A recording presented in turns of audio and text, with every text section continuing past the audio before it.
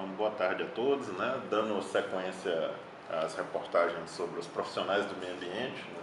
Estamos aqui com o professor Luiz Jorge e com o Thiago André, né? Aluno da UEMA, para falar um pouco sobre o geógrafo, né? Então, essa entrevista aqui ela é em homenagem ao Dia do Geógrafo.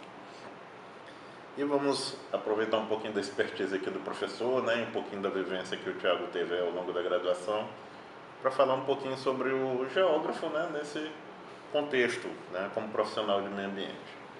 Então, professor Luiz Jorge, né, o geógrafo, sendo profissional de meio ambiente, né, quais as contribuições que pode dar ao mercado de trabalho? Bom, vou começar falando de uma coisa muito pessoal. A minha única definição profissional, melhor, minha única definição para fazer vestibular na minha vida foi para geografia.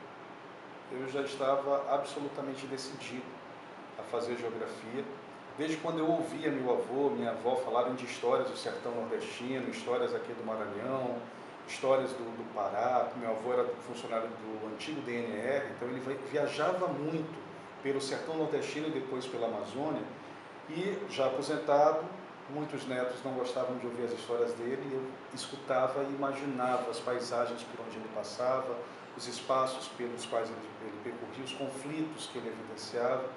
E estudando um pouco mais ali com uns 12, 13 anos, eu descobri que tinha uma reunião imensa aqui da Sociedade Brasileira para o Progresso da Ciência, aqui em São Luís, em 1995, e que na época era presidida por um geógrafo, decano da geografia, professor Aziz Nassib Absabi, falecido há pouco mais de 7 anos. E o professor Aziz, para quem não conhece, é aquele cara que fez a divisão do relevo brasileiro que está nos livros didáticos aí até hoje. Fez a divisão dos domínios morfoclimáticos, interagindo um pouco com essa parte da biologia, que é a análise das grandes paisagens através da ecologia, através da botânica, através da florística, e ele insere o relevo e insere o clima também nessa abordagem, que deixa mais completo e também mais complexas as atividades de análise do território. Então eu assisti uma palestra desse cidadão, esse professor, em julho de 1995, e se eu já tinha decidido fazer geografia, naquele momento eu decidi qual área da geografia eu iria trabalhar, que era a área ambiental, que era a área que o professor Aziz trabalhava. Depois de muito tempo, há 5 anos aproximadamente, cheguei na idade de fazer vestibular, eu era técnico em informática industrial, terminando o curso no antigo Cefet, e saí daquilo porque não me identificava. E cada dia que passa eu lia mais geografia. Então eu faço uma geografia, fiz uma geografia e faço uma geografia que, primeiro, antes de me dar algum retorno financeiro, é a área que eu amo. Isso eu fico muito satisfeito em dizer que a geografia é quem paga minhas contas, e paga com prazer. Quando eu me formei, em 2004, eu tive a oportunidade de estar em desenvolvimento profissional no Centro de Cultura Popular do Domingos Vieira Filho, ligado à Secretaria de Cultura do Estado. Tinham vários espaços de museus e eu tinha que aportar o conhecimento geográfico, junto com um pouquinho de antropologia e sociologia, para entender a manifestação humana nas questões culturais. Porém, eu passei pouco tempo nessa atividade, em virtude de um mestrado que eu passei na área de ecologia e também passei para ser professor substituto de geografia na UFMA, dando aula para os meus próprios colegas. E desde esse momento, ali em 2004, mais ou menos, então 15 anos, eu passei 6, 7 meses da minha vida trabalhando com geografia cultural e um pouco mais de 14 anos da minha vida profissional trabalhando com geografia ambiental. E essa geografia ambiental ela é importante porque ela traz na nossa concepção de geógrafo, ela traz uma concepção dupla. O homem como receptáculo dos problemas que ele gera sobre a natureza e a natureza como receptáculo dos problemas que o homem gera sobre ela no processo de extração dos seus recursos e diminuição também desses recursos ambientais. Então a gente vai chamar isso de impactos, a gente vai chamar isso de perturbação, de dano, e esses danos é que vão ser, de fato, que já são, desde o final do século passado, final do século XX, são a principal pegada de trabalho ambiental do geógrafo. A nossa pegada ecológica, digamos assim, que nós vamos analisar. E aí tem comprometimento de serviços ambientais, comprometimento de capacidade de sustentação, de sustentabilidade das nossas atividades produtivas, dos nossos assentamentos humanos, quer sejam eles urbanos, industriais ou rurais. Tá? Compromete o estoque dos recursos que vão abastecer essas próprias populações. Então, como o geógrafo trabalha bastante com essa questão do planejamento e do ordenamento do território, eu não posso falar nem de planejamento e nem de ordenamento sem falar de todo o ambiente que nós chamamos de geossistema, ou seja, um sistema intimamente relacionado de todos os elementos não vivos, água, relevo, solo, geologia, mas que são indispensáveis à existência da vida no planeta e à existência, inclusive, das atividades humanas. Então, quando a gente fala da possibilidade do geógrafo se inserir no mercado de trabalho na área ambiental, a gente fala de um profissional que tem capacidade técnico-científica de avaliar os problemas ambientais em curso numa perspectiva histórico-evolutiva e apontar pelas suas técnicas, pelas suas ferramentas de ordenamento, cartografia e planejamento do território, a indicar o que pode ser feito nos territórios vulneráveis ou nos territórios de potencial ou de potenciais usos dos recursos naturais disponíveis. Então, nós somos profissionais que conseguimos, juntamente com outros, claro, biólogos, arquitetos, engenheiros civis, engenheiros ambientais, engenheiros sanitaristas, advogados, nós vamos permitir com que haja um certo equacionamento de conflitos, permitindo com que haja tanto proteção ambiental quanto desenvolvimento socioeconômico local e regional. Espetacular a sua visão, professor. Espero que ela possa permear, né, os jovens profissionais que estão em formação, né, e que possam assistir essa entrevista, né, para entender a importância do geógrafo como um profissional de meio ambiente, né, porque nós que somos biólogos, né, a gente também valoriza muito a questão de desenvolver o trabalho com vários profissionais concomitantemente. Então, assim, a gente tem um grande respeito pelos geógrafos, pelo engenheiro ambiental, pelo engenheiro florestal, né, e as demais profissões que têm uma visão, né, voltada, mais aprofundada numa determinada vertente da área ambiental como um todo. E o Thiago, né? Thiago que agora está começando, né, está prestes a se formar. O que tu espera, né, poder dar de contribuição para o mercado de trabalho como geógrafo? Então, eu vejo assim o geógrafo como aquele profissional que tem uma visão holística dos fatos, principalmente abióticos. Só que, claro, o diferencial é que a gente pode fazer essas relações tanto com o meio abiótico e com a parte mais social, né? Tanto é que tem a geografia humana e tem a biogeografia. Além disso, a gente pode fazer as análises separadamente desses fatores, dessas sub-áreas. A própria pedologia, geomorfologia costeira e assim por diante. Beleza, então dando sequência, né? Então, assim, considerando as grandes temáticas, né, como a própria fragmentação de hábitats, a perda da biodiversidade, a depreciação da qualidade da água, ar e solo, né, que é uma coisa que nós estamos vivenciando hoje no cotidiano, né, e o próprio ordenamento do processo de urbanização, né, de que forma a geografia pode dar avanço nas pesquisas científicas em curso atualmente, professor? Essa é uma excelente pergunta. Você relatou agora há pouco aqui quais são os nossos principais desafios nesse momento, no início do século XXI, final da segunda década do século XXI. A perda de hábitats, a perda de cobertura vegetal, poluição, contaminação de recursos hídricos e solos, o aumento digamos assim, das áreas utilizadas pela espécie humana, isso associado também ao incremento do nosso quantitativo populacional, e não é querer ser não-malthusiano, como a gente chama na geografia e na economia, mas tem acarretado em uma série de problemas que é a insustentabilidade dos nossos padrões de uso e ocupação de territórios, os nossos padrões de uso e rejeito daquilo que a gente extrai da natureza, e, consequentemente, os nossos padrões de permanência em determinados espaços, em determinados territórios, principalmente aqui na zona tropical do mundo. Zona tropical. A gente pode falar, por exemplo, na Amazônia, nos Cerrados, que são os dois maiores biomas brasileiros. A Amazônia já perdeu 20% do seu território, o Cerrado, em menos de 40 anos, perdeu 45% a 50% do seu território. Isso sem estar acompanhado de um devido ordenamento do território, conhecendo biodiversidade, conhecendo geodiversidade, conhecendo culturas, conhecendo sociedades, conhecendo práticas relacionados a uma biomedicina, a uma bioquímica. A questão que a gente tem que levar em consideração hoje é que existem vários produtos que poderiam ser extraídos da natureza e colocados à disposição do homem, tá? Com técnicas de biotecnologia, tá? E que proporcionariam, além de tudo, recuperação de áreas, recuperação também da nossa saúde pública, tá? Faríamos biorremediação para a recuperação de áreas degradadas, isso tudo está sendo esquecido. A geografia, embora trabalhe com biogeografia, ela trabalha ainda de forma quase incipiente no contexto de Brasil.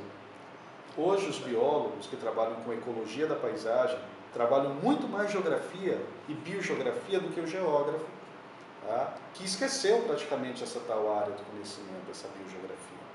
A biogeografia ela faz a perfeita conexão entre socioeconomia de um lado e fatores geoambientais de outro. Ela é uma interseção.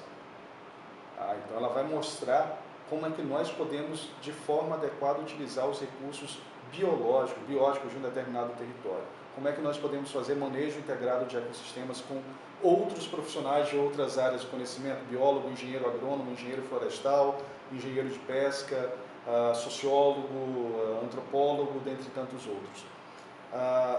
É um potencial que nós temos de mercado, mas que por nós não é acionado. Ainda mais aqui no estado do Maranhão, onde nós temos uma devastação muito grande. Só para ter uma ideia, no estado do Maranhão, 80% do bioma amazônico foi perdido entre 1968 e 69 e 2000 2003. Então, uma perda substancial de cobertura e é também uma grande área para estudos na área de planejamento e ordenamento, na área de biogeografia, desse território de um bioma que, por si só, ocupa um terço do estado do Maranhão, 33%, 34%, e que para nós, da geografia, é absolutamente desconhecido. Então, fico imaginando para o Tiago, né, que está vindo aí nessa nova geração, né, essa nova leva de profissionais que vão enfrentar grandes desafios, né, no desenvolvimento de novas pesquisas e também de novas especializações. Exatamente. Né? Muitas das vezes as especialidades vão surgindo, né, e os profissionais que já estão ali no mercado de trabalho, eles não olham nem o nascimento dessas disciplinas. Então fica o desafio para esses novos alunos, né, que estão começando agora a se integrar, né, o desenvolvimento de novas ferramentas, novos softwares, né, e eles têm que entrar dominando tudo isso aí e ainda correr atrás de toda essa conceituação histórica, que quem já está no mercado, né, já vivencia isso um pouco na prática. Então, Tiago, o que tu espera, né? Como tu acha que tu pode estar, tu e os novos geógrafos que estão vindo aí, como tu acha que eles podem se direcionar para dar contribuições no desenvolvimento dessas pesquisas? Como o professor falou, né, a geografia tem esse problema que ela acaba se socializando, filosofando demais e perde um pouco da questão mais técnica. Então, a tendência atual, eu acho que de todas as ciências, né, é se tecnificar a questão mesmo dos programas. A gente tem o geoprocessamento, né, que eu diria que hoje em dia é a nossa principal área, nosso principal produto técnico da geografia. E o geoprocessamento ele é muito importante para a gente indicar essas áreas prioritárias, né, para algum tipo de levantamento de área degradada e coisas desse tipo. Então, professor, explorando um pouquinho mais aqui a sua experiência, né? Então, assim, baseado na sua experiência profissional, né, como pesquisador e professor da academia, onde que existe assim uma maior carência de atuação do geógrafo no mercado de trabalho e também no desenvolvimento de pesquisa atualmente? Eu vou começar pelo desenvolvimento de pesquisas. 3 áreas bem específicas. Geodiversidade do estado do Maranhão, especificamente, que é o conhecimento integrado de toda a base física. De forma setorizada, nós temos as dinâmicas climáticas do estado, e isso muito dificultado pela ausência de dados de mais de 30 anos de estações meteorológicas, desenvolvimento melhor no decorrer de todo o nosso território. Nosso território maranhense é do tamanho da Itália, só para a gente ter uma ideia. A Itália tem para mais de 300, estações meteorológicas, enquanto o estado do Maranhão só tem 12. Não temos um entendimento claro de como são as repercussões dos episódios de El Niño e La Niña materializados no nosso território. Isso é crítico para o produtor rural, isso é crítico para o planejador, Isso é crítico para o governo, quer seja ele municipal, estadual, federal, que nós não temos condições de monitorar queimadas de uma forma consistente, ou prever queimadas de uma forma consistente. Nós não temos mecanismos para indicar qual vai ser o volume de chuva médio que a gente vai receber nesses anos, tá? Quais são as áreas de maior incidência de focos de calor antecipadamente, que não necessariamente vão indicar perda de cobertura vegetal por queimada, mas ressecamento de solos, que vai dificultar ainda mais a questão do abastecimento público de água. Então essas questões elas são interessantes. E um terceiro e último aspecto que a gente tem que levar em consideração é a biogeografia, sobretudo ligado aos processos de uso e cobertura. Muita gente trabalha com biogeografia apenas em unidade de conservação. É legal, é prudente, mas ali, vamos dizer que seja um ecomuseu. Ali é o que há de remanescente.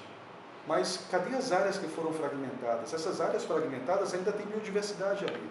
Qual é o papel ecológico? Quais são as funções dentro de um sistema ecológico e ambiental que essas áreas fragmentadas elas apresentam? Será que há possibilidade de recuperação?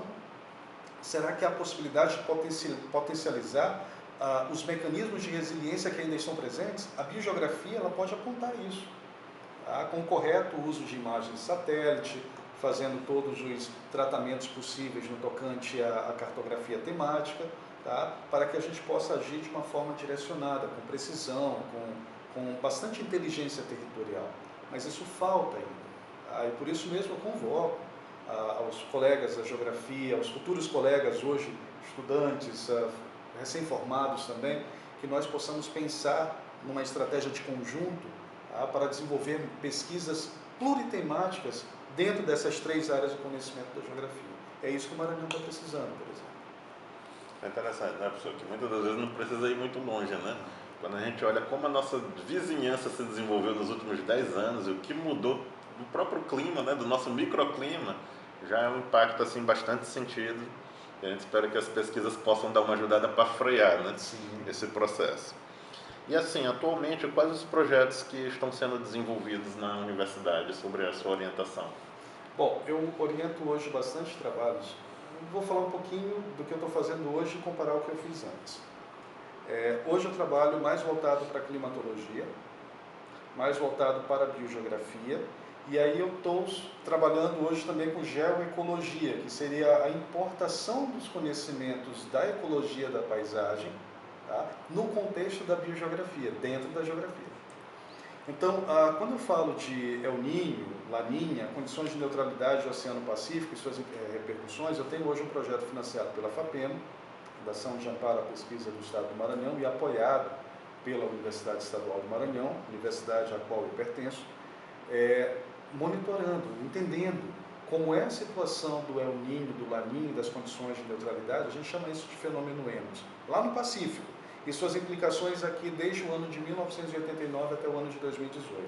Então eu tenho um lastro de 30 anos de informações, de dados relacionados a temperaturas máximas, mínimas, insolação, dias com precipitação, quantidade mensal de precipitação. Nós temos também nebulosidade e umidade relativa de ar e solo para calcular balanço hídrico. Isso vai me trazer uma oportunidade, não apenas para mim, mas para o governo, que é uma pesquisa que está sendo financiada com dinheiro público, com recurso público, tá? Pela Fundação de Amparo à Pesquisa do Estado do Maranhão, a quem agradeço bastante por esse apoio. Que vai proporcionar com que nós tenhamos uma ideia mais global de como ordenar o nosso território, tá? Para diminuir os seus impactos sofridos por causa de variabilidade climática. Eu não estou falando de mudança climática, não estou falando de coisas que são bastante propaladas na imprensa. Estou falando de um impacto direto que nós historicamente já sofremos, mas não temos mecanismos de resiliência, ou naturais ou induzidos pelo homem. Eu trabalho hoje também um pouco com a linha de oceanografia em área costeira, tá? Então a gente trabalha um pouco com a dinâmica da urbanização das linhas de costa, sobretudo aqui nos municípios da Ilha do Maranhão. E nós trabalhamos também com o zoneamento ecológico e econômico do Estado do Maranhão para o bioma amazônico.